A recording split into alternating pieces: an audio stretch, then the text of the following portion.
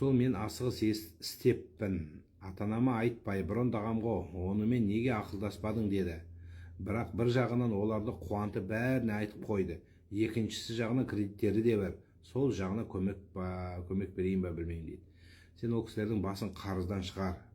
Атанаң ұйықтай алмай жүр, білесің бе? Саған біз етіміз үйреніп қалды, мына қарызды алып алып, бетімізді табақтай қылып ұйықтай береміз. Ол бұрынғы кісілер сондай аршыл, намысшыл, сондай үстінде қарызы бар, сондай қарызбен өліп кетсем деп ұйықтай алмай, екеуінің ұйқысының быт-шыты шығып жүр. Сен олар шетелдің қыдырғаны, жегені желім, ішкенерің болады.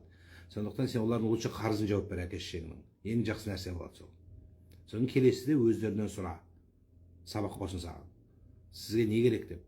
Мысалы сен су ішкің кеп тұр.